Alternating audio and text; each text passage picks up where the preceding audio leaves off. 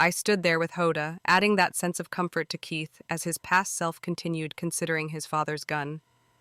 This was memory, not life, and we could not change what was happening, so I knew that Keith would not choose his own death, but it was still chilling. No note, because who would even read it? There was no one left, and my heart sank watching this. Keith had saved lives again and again, had been there for so many people, but take away all sense of family and what's left that's worth the fight. I didn't know where he got the strength from to keep moving and watched. Eventually, an old radio blared, an emergency alert going out that there was a barn fire. The summer had been dry and quite hot. A barn fire could spread to fields, and Keith moved. He shoved the gun back in its case, moving through the old house with purpose as he grabbed keys and hat. He called the fire department. This is EMT Morehouse, en route to barn fire to aid. Arrival time 10 minutes. I'll have him a pickup. We watched him drive to the location and get to work. Once in his truck, he called his EMS unit and then called the farmers. The memories blurred a bit, but he rushed in and threw himself into the situation. He saved lives, but in the more casual ways of doing so, helping those injured by the fire or the smoke, and kept moving, coordinating with the firefighters, police, and other EMTs. The combined efforts succeeded in halting the damage at a destroyed barn before it could spread to the fields. Hoda was watching very differently than I was, however. His damage is still there. He should not be forcing this. I mean, she isn't wrong, but I knew Keith by now. It's what he knows, like with the shelters. He hopped on it with one arm, and I couldn't keep up with him using both arms. We see him putting himself in incredibly bad situations, but I think for him, it's his normal, and there it is. Keith's memories had shifted through multiple scenes of him working extreme situations. That same look from the beach, just before Ravajatik gave his opening speech. When we appeared, I was freaked out at what was happening, all the aliens around. Keith was completely calm, though. He just analyzed everything, and I think that's what freaked me out more. I was going through every emotion in my register, and he just ran it by the numbers. That's the core of it. He shuts it all down. Hoda examined for what I was looking at, and I could feel the presence of the Trills as they narrowed down what we were looking at. She nodded. Yes, I see it. He forces his grief to stop, like damming a river. This can be good, but he has caused a drought. Even now, as he sings his pain, he is doing it. We will go and plan. I felt Hoda disconnect, and after a final look at the memory of Keith, I pulled away and felt the connection terminate. In the yurt, things had definitely changed. The light from the Trills had gotten to maximum strength, a kaleidoscope of colors as they achieved full bloom. I might never be the farmer that Keith is, but I knew that with blooms came seeds. They were about to spread their species, and I wanted to be there in that moment, but I was just exhausted. So instead I followed Hoda out the yurt to the kitchen tent. One of Merilla's last acts before taking shelter was an upgrade to the tent, pulling out one of the walls over the main campfire so that we could protect it, as well as to give the kitchens a bit more airflow and to hopefully keep the storm from blowing the whole thing down, even creating windbreaks in the tops as well. If Hoda particularly noticed any of it, she said nothing, collapsed into a chair, and uncovered the banked coals, feeding small amounts of kindling to help build it back up. Then bring it back up and use a burning twig to light her pipe. I went over by the kiln, where we had extra broth stored to keep it warm overnight, and returned with 2 cups. Hoda took hers, and for a while we said nothing, letting the events we'd borne witness to settle over us. It wasn't like the previous link, where I had issues separating what was and wasn't me, but more like a virtual reality of its own. We knew what he'd felt, what he'd experienced, and even as third-person observers, it was a lot.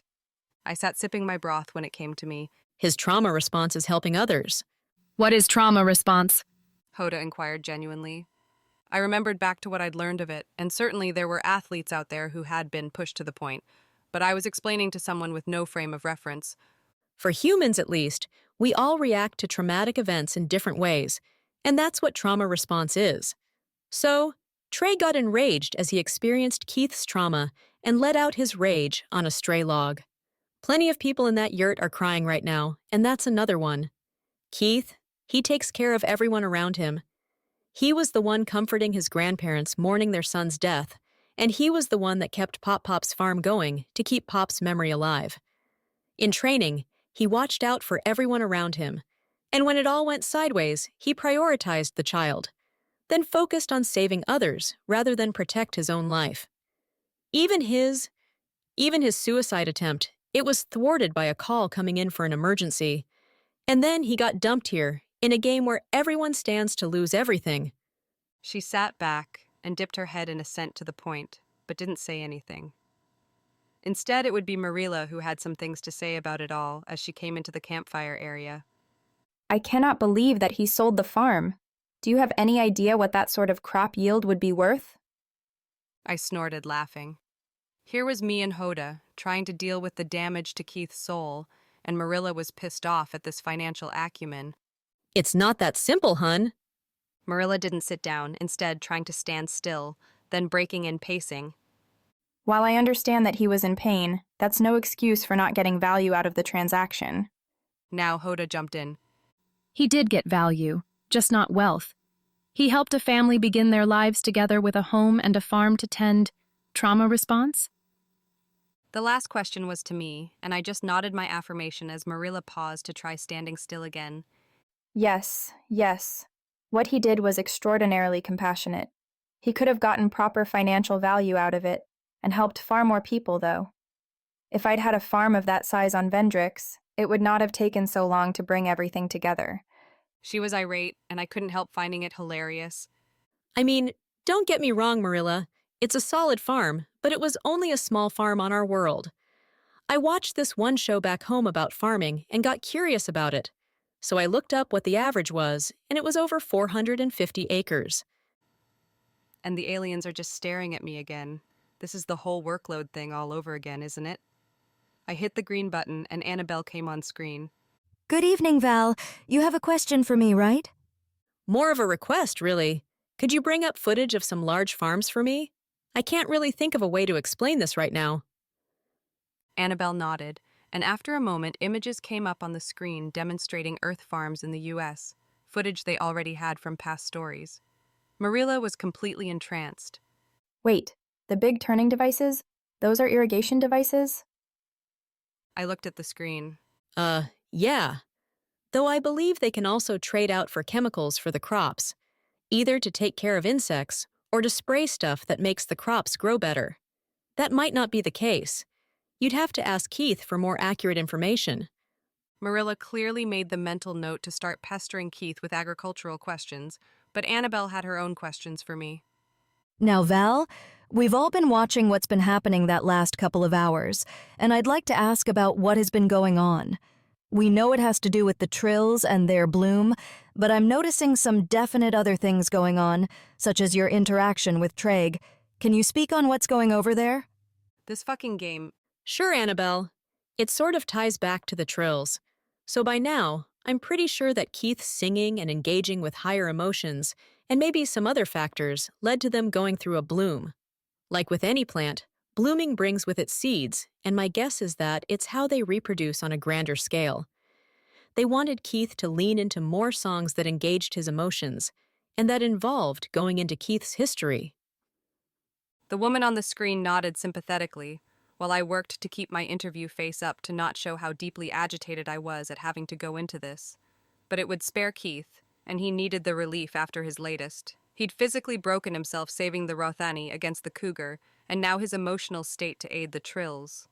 Annabelle was giving me a chance to spare, asking him the questions she had to as she continued.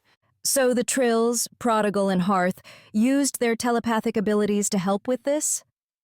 I put a smile on my face. Yeah, they did, and it gave us all a chance to see into those emotions. You've seen Keith. He's generally one of the most positive people you'll ever meet. But we've all known people who seem happy while hiding very real damage. We all just got to see the damage, and I'm not going into the particulars of that. It's Keith's to talk about, not mine. I absolutely understand, but how are you feeling right now? I sort of just shook my head slowly. So tired. It's all just kind of a mass of things the last few days, on top of the regular stresses of survival, the game, all of it. I'm sure I'll have it more together than this later one, but for right now, that's the best I can do. Annabelle thanked me for the time, set up another interview for later, and cut off. I sat staring at my broth, unsure of how to proceed. Hoda was ready to speak. That is not important to us now. Keith needs to do nothing. My face screwed up a bit at the sudden shift. Nothing? How does that help him? Because he has not done it, and he needs to. She spoke simply as always, slowly breathing out the smoke from her pipe as she did so, then continued. You said it, that his trauma response is helping others. He wore a sling to stop him from using his injured arm while it healed. We have to cut off his response so his spirit can heal. He cannot be allowed to help anyone. We must help him.